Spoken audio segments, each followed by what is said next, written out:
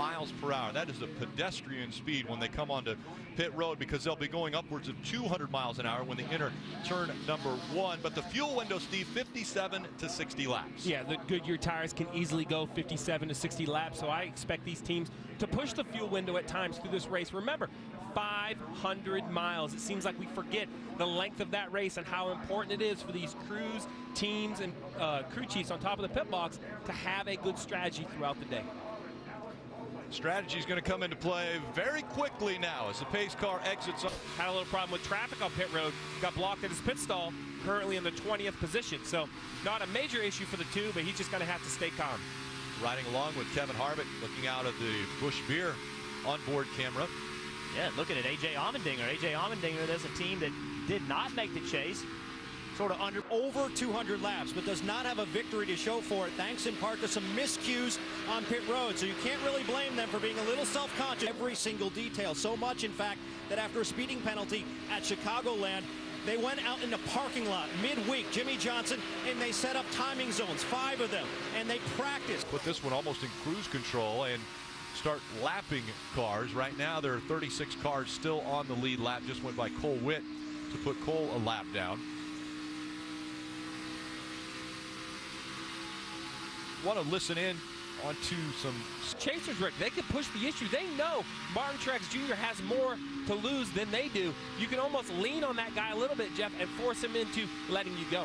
Yeah, you have to be this race goes along if he can find a way to get those finishes. You know, we always mention about in-race adjustments. Well, as we're on board here with Kevin Harvick, we see Chase Elliott with a big. We'll see if the 24 and Chase Elliott can keep up with the racetrack. And Jeff, as we ride along board with Kevin Harvick, we talked to him in the pre-race show about the adjustability that needed to be in the race car today, the questions with the racetrack after the rain all weekend long. Harvick, after 2 adjustments from Rodney Choder. With Talladega being race 3, only the winner of Charlotte and the winner of Kansas is really going to sleep good Saturday night before Talladega.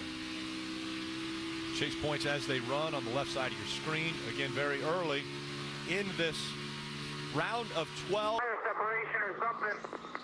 4 tires here. When he came to pit road, it looked like there might have been even some of that styrofoam that's in the side coming out of the back of the car on the right side. No, he's in the free pass position, but he talks about the right front tire. They hadn't seen any issues, but that tire definitely had an issue. A race, 101 earlier in this race, and now still running in the 7th position. Again, only 20 cars on the lead lap. Well, this is the exact moments of the race that will test a young driver like Chase Elliott.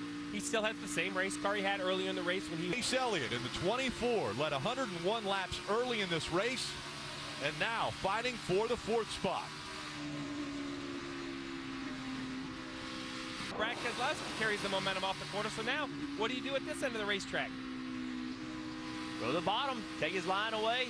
Again, take the air away from it. It really affects the 24. When the 2 went to the bottom, he knew the 24 wanted to be on the bottom. Took his line, took the air away from him. Now what does he do?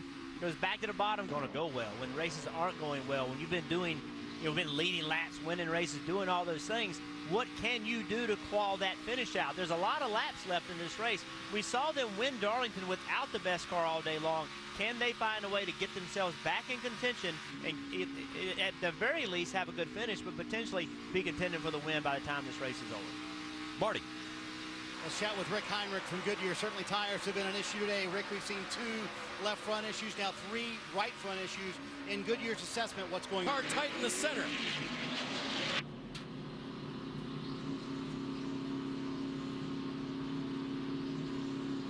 When the green flag pit stops started, it was Jimmy Johnson that was out in front of Chase Elliott by about a second. You can see right here, 78's loose on the bottom. Now gets a big run, but I don't think he's going to be able to do anything with it. Oh, he's going to make it 3 wide.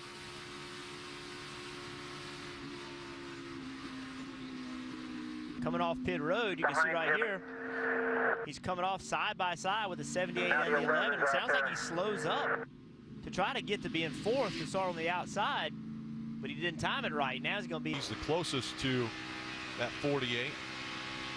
Matt Kenseth 4th, Martin Truex Jr. 5th, Edwards 11th, Kyle Busch 17th. Do anything crazy, trying to go too fast, trying to get by too many people when the risk versus reward might not pay off. Well, I just don't think there's a very big risk to working on your car. The hardest guy to get around on the racetrack. Well, he is very difficult to get by. He runs every lap exceptionally hard, as he's supposed to. More difficult. You see right there, you hear him not able to go back to the throttle very aggressively.